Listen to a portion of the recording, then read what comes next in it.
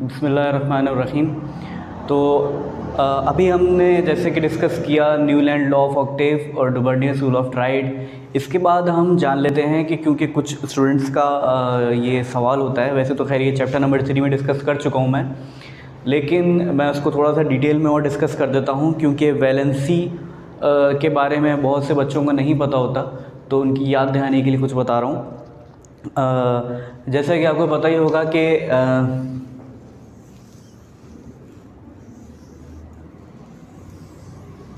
Atom का जो structure होता है वो कुछ इस तरह से होता है कि उसके सेंटर में एक न्यूक्लियस होता है और उसके किनारों पर शेल्स होते हैं और सेंट्रल में उसके प्रोटॉन और न्यूट्रॉन होता है।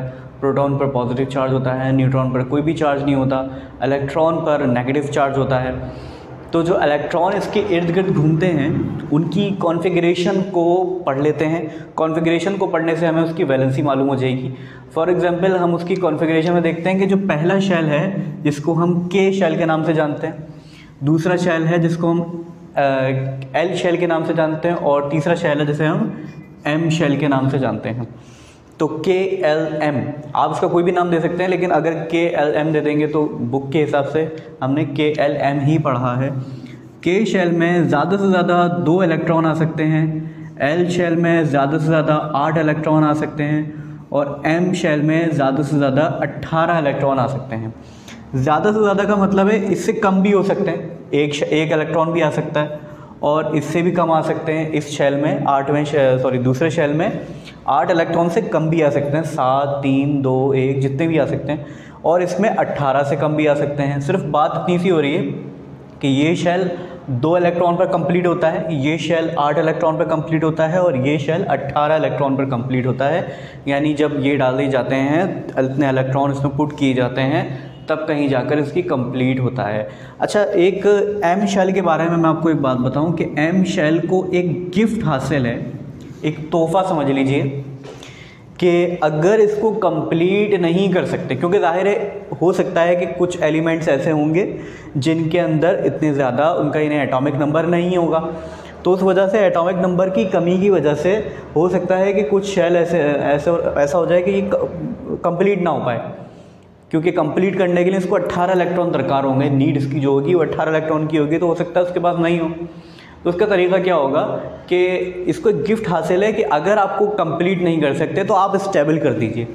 स्टेबल कर दीजिए यानी कि उसको रोकने के लिए, इलेक्ट्रॉन्स को रोकने के लिए शेल्स के अंदर से उसको स्टेबिलिटी मिल जाती है। और वो स्टेबिलिटी कब मिलती है? जब 8 इलेक्ट्रॉन्स डाल दिए जाते हैं। दोबारा सुन लीजिए, अगर आपके पास 18 इलेक्ट्रॉन मुकम्मल नहीं हो रहे शेल को कंप्लीट करने के लिए, तो आप 8 शेल पर भी गुजारा कर सकते हैं, लेकिन उससे कंप्लीट तो नहीं होगा, लेकिन स्टेबिलिटी मिल जाएगी। यानी इलेक्ट्रॉन्स का जो घूमना होगा वो बंद हो जाएगा, क्योंकि जब शेल इनकम्प्लीट होता है तो उसमें इलेक्ट्रॉन्स घूमते रहते हैं। लेकिन ये जो एम शेल है, इसको वाहिद एम शेल है जिसे गिफ्ट हासिल है कि वो अगर उसके अंदर इलेक्ट्रॉन की कमी है तो वो 8 पर जाके स्टेबल हो जाता है। तो एक मिसाल ले लेते हैं हम कि कार्बन पीरियोडिक टेबल के अंदर कार्बन कौन से ग्रुप में आता है? क्या वो ग्रुप 1A में आता है, 2A में आता है, 3A में आता है? कौन से ग्रुप में कार्बन आता है? कार्बन के बारे में जाहिर सी बात है हम जानते हैं कि उसका एटॉमिक नंबर 6 है, एटॉमिक मास 12 है, और जो ग्रुप होते हैं वो टोटल 8 होते हैं, यानी 8A तक ग्रुप जाता है। तो अभी देख लेते हैं, बहुत आसान तरीका है। कार्बन का एटॉमिक नंबर 6 है, मतलब पहले शेल में इस 6 में से 2 इलेक्ट्रॉन मैंने पुट कर दिए, 6 में से 2 चले गए, बचे कितने इसमें? 4। इसमें 2 से ज़्यादा नहीं आ सकते, इसलिए मैंने इसमें नहीं डाले।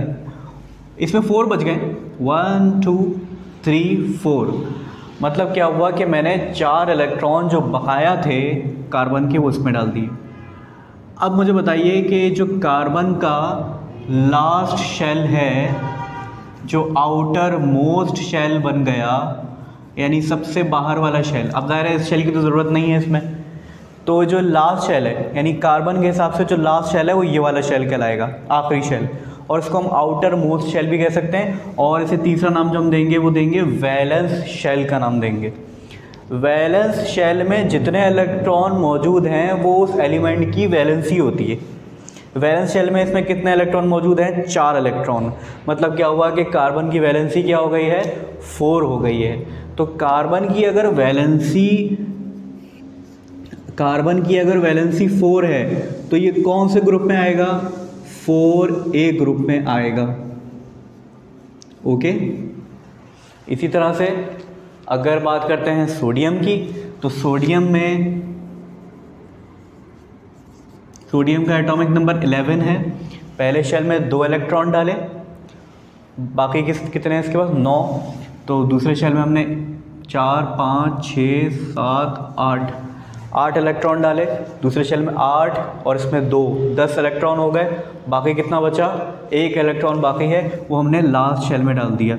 तो जो इसका लास्ट शेल बचा है, आउटर मोस्ट शेल है, जो इसका वैलेंस शेल है, उसमें इसके पास कितने इलेक्ट्रॉन बाकी हैं? 1। तो सोडियम की वैलेंसी कितनी हो गई है?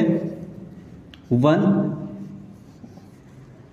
और ये कौन से ग्रुप में आएगा? 1A ग्रुप में आएगा सोडियम। तो आप इसको पेरियोडिक टेबल में जाकर चेक कर सकते हैं। तो इससे हमें मालूमात होती है कि वैलेंसी किस तरह से मालूम की जाती है और वैलेंसी मालूम करने के फ़ायदे क्या हैं। तो जैसा कि मैंने आपको बताया, वैलेंसी मालूम करने से हमें फ़ायदा ये होता है कि हमें वो पता लग जाता है कि वो एलिमेंट कौन से ग्रुप में पाया जाता है, और वो जिस ग्रुप में पाया जाता है फिर उसकी प्रॉपर्टीज़ अलग अलग होती हैं, तो वो हमें याद होती हैं। तो उसके ज़रिए हमारी मालूमात में इजाफ़ा होता है। Thank you. अस्सलाम वालेकुम।